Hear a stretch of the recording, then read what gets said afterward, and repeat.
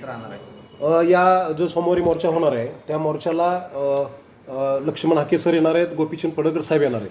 त्यांच्याशी आमची चर्चा झालेली आहे. अनेक मंडळी पूर्ण महाराष्ट्रामधून आम्ही पूर्ण ताकद लावलेली आहे. तो निषेध मोर्चा होणारच आहे.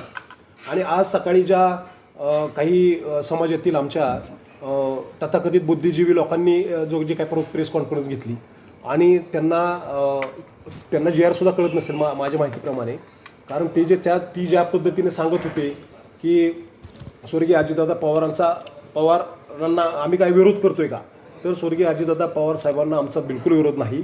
पण तुम्ही ज्या पद्धतीनं पुण्यश्लोक अहिल्यादेवी होळकरांच्या नावाने जे शासकीय वैद्यकीय महाविद्यालय आहे त्याला तुम्ही एक संलग्न रुग्णालय असणाऱ्या त्या रुग्णालयाला तुम्ही नाव देण्याचा जो प्रयत्न करताय तो अतिशय खोडसाळपणा आहे. आणि त्याच्यामुळं जे काय धनगर समाजातले जे काय पुढारी आहेत, कारण त्यांनी अजितदादा च्या माध्यमातून काही लाभ घेतलेला आहे.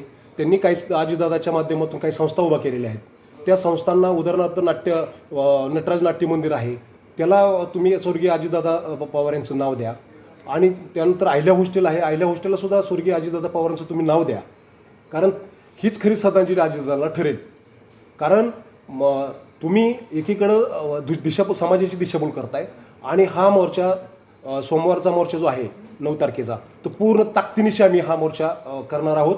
या मोर्चाला महाराष्ट्रातील प्रमुख नेते मंडळी सुद्धा उपस्थित राहणार आहेत. त्यामुळं समाजाने पूर्ण ताकदीनं सोमवारी मोर्चाला यावे. मोर्चामध्ये काय प्रामुख्याने मागण्या आहेत तुमच्या? मोर्चामध्ये आमची मागणी अशी आहे की पुण्यश्लोक अहिल्यादेवी होळकर शासकीय महाविद्यालय जे जोडून रुग्णालय आहे त्यांनी जो जी आर काढला आहे सरकारने की स्वर्गीय अजितदादा पवार नावचं, तर ते आम्हाला बिलकुल मान्य नाही. कारण ती एकच कॅम्पस असल्यामुळं संपूर्ण रुग्णालय आणि शासकीय वैद्यकीय महाविद्यालय संलग्न असल्यामुळं तिथं कोणाचंही नाव देण्याचा प्रयत्न करू नये. आणि तसं झालं तर आम्ही महाराष्ट्रामध्ये रोज आंदोलन करणार ह्या संदर्भामध्ये आणि सरकारकडे देखील आम्ही पाठपुरावा करणार आहे. त्याच्यामुळं ह्या फंदात कुणी पडू नये. आज जे धनगर नेते बारामतीतले होते त्यांनी वेगळी भूमिका घेण्याचे कारण काय आहे, त्यांनी काय वाटतंय ते? हे बघा असं आहे की मी आता म्हणल्याप्रमाणे की धनगर समाजातील काही लोकांनी स्वर्गीय अजितदादापासून काहीतरी लाभार्थी किंवा स्वतःसाठी काही संस्था उभा केलेल्या आहेत.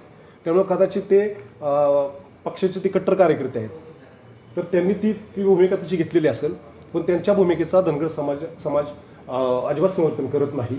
कारण धनगर समाज हा पुण्यश्लोक अहिल्यादेवी होळकरांचं जे काय नामकरण आहे ते पूर्ण राहावं हेच मताशी आहे. त्यांच्या मताशी आम्ही बिलकुल समर्थन करत नाही. त्यांनी असा आरोप देखील केला आहे की काही ठराविक लोक स्वतःची प्रसिद्धी करून घेण्यासाठी या ठिकाणी या विषयाचं राजकारण करतायत. मात्र संपूर्ण धनगर समाजाला तो जी आर मान्य आहे आणि या जी आरमधून कुठेही अहिल्यादेवी होळकर यांचं नाव काढलं जाणार नाही किंवा ते पुसलं जाणार नाही. मग असं असताना समाजामध्ये गैरसमज पसरवण्याचं काम खरं तर आपल्या माध्यमातून केलं जातं. खरं तर आज ज्या लोकांनी प्रेस कॉन्फरन्स घेतली मुळामध्ये त्यांनी स्वतः आरशात पाहावं आपलं समाजासाठी काय योगदान आहे. तुम्ही ज्यावेळेस सांगता की ह्या लोकांचं काय समाजासाठी योगदान आहे, कारण तुमचंही त्या समाजाचं त्यांनी जे लोकांनी सांगितलं की आम्ही हे करतो आम्ही ते करतो, तुमचंही योगदान किती आहे आम्हाला माहिती आहे. आम्ही बारामती तालुक्यात राहतो. तुम्ही कशा पद्धतीनं स्वर्गीय अजितदादांना सुद्धा ब्लॅकमेल करून काय पदं मिळवलेली आहेत. आता जास्त काय आम्ही बोलणार नाही ह्याच्यावरती, पण त्यांनी थोडंसं शांततेच्या मार्गाने घ्यावं आणि समाजाबरोबर राहावं.